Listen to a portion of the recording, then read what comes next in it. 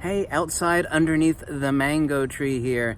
Let's clarify something, because my last video seemed to upset a few people. And the only reason that it did is because they had no idea what I was actually saying. When I said that 95% of professional photography is flash photography, I not only said it, but I meant it. And let me clarify that.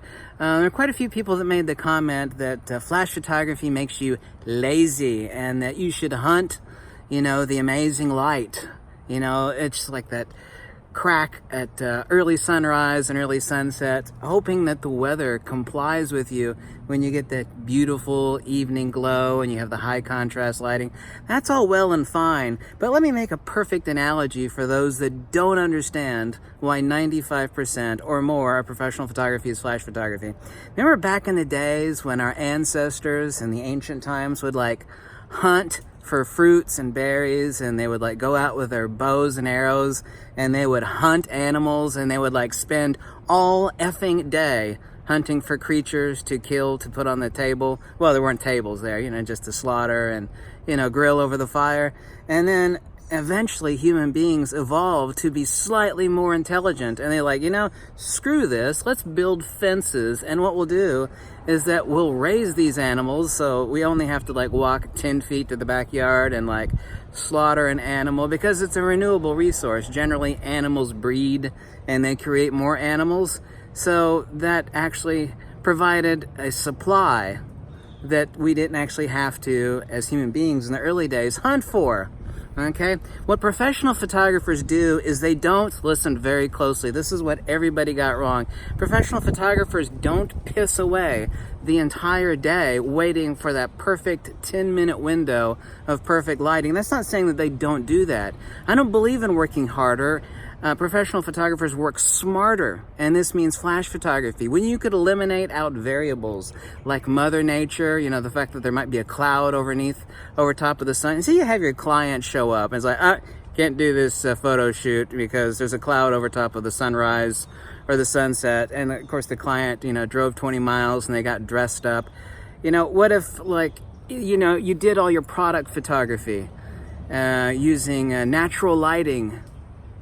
People don't do that. You bring your lighting. Let's talk about photojournalism, flash photography, product photography, 100% flash photography, portraiture, flash photography. The best portraiture you've ever seen in your life, you do not see that there's flash photography in there because it is not. Okay, this is what we call lighting ratios, is fill flash. In other words, there might be 10% or 20% of the total amount of light on the subject is flash photography. You don't look at the shot and immediately go, oh, this is flash photography. A lot of it is ambient or could be ambient, but still, of course, it depends on the type of photography. It does not make you lazy. This is how a professional works. Now, if you're someone that does some casual portraiture, and you're gonna have 1 gig a day, and you're let's go downtown here in South Florida and wait for that perfect lighting. We got a 10-minute window there. You work really, really, really fast.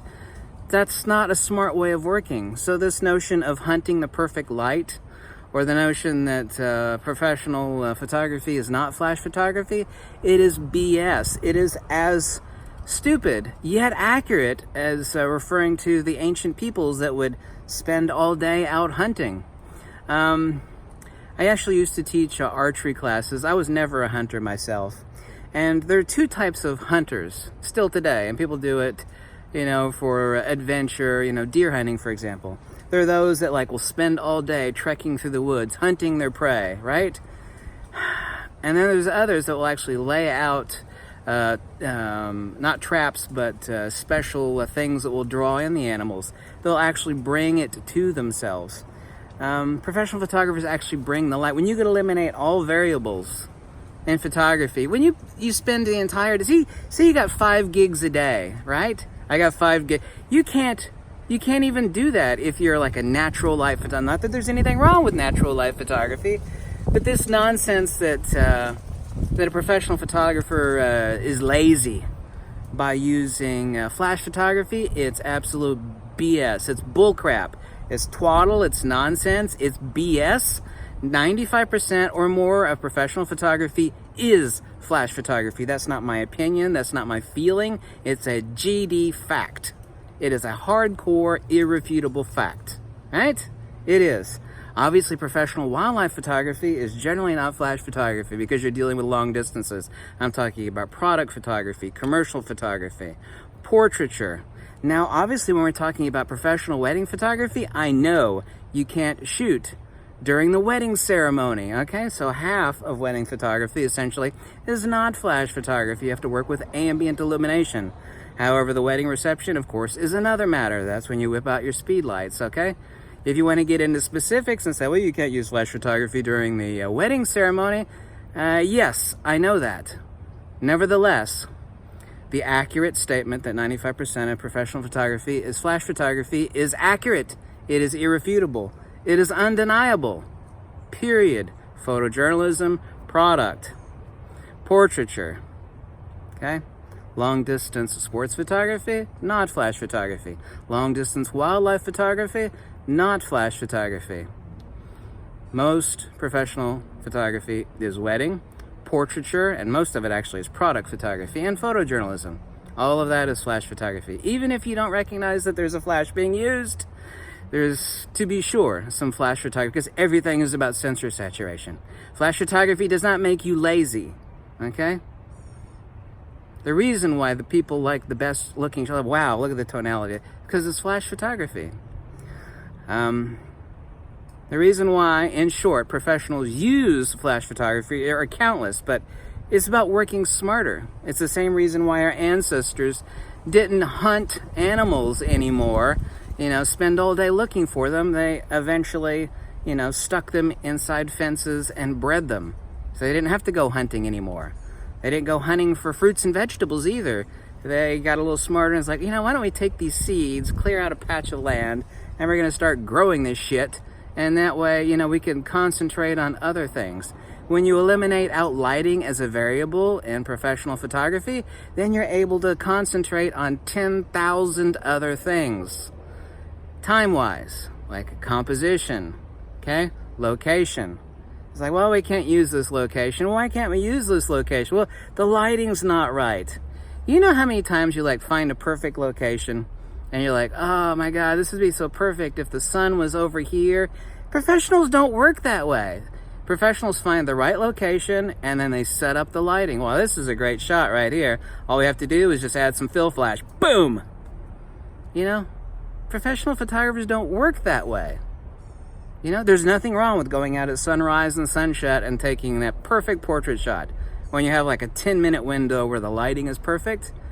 But, if a working pro has more than 1 gig a day, that crap's not going to pay the bills. That's the reason why you bring studio strobes and speedlights to every location, even in sunny South Florida, where it is just sunny as piss. Like the lady that was shooting in front of that building. She was completely in shadow. There was no hard lighting. Everything was shadow. Everything was shadow. She had picked the perfect composition of the background and the architecture that the people were leaning up against. That's all well and fine. What was missing is lighting. What if she said, this is a perfect location, but I think we should come back in 4 hours when the sun is setting. The clients would have looked at her like, you're an idiot. You're not a professional photographer. Where's your speedlight, you dumbass? If I were the clients, that's exactly what I would think, If this is a perfect location, we got a perfect background, and this is the time we took to walk down here and drive down here to the perfect location. Where the hell is your lighting at? You want us to come back in 4 hours when the lighting is perfect? That is stupid. That is a stupid way to work. There's nothing invalid with looking for and waiting for the perfect lighting, but it's not professional. It's not professional because, if you could afford that $3,000 camera, then why the F can't you afford $170 more for a speedlight and a wireless trigger?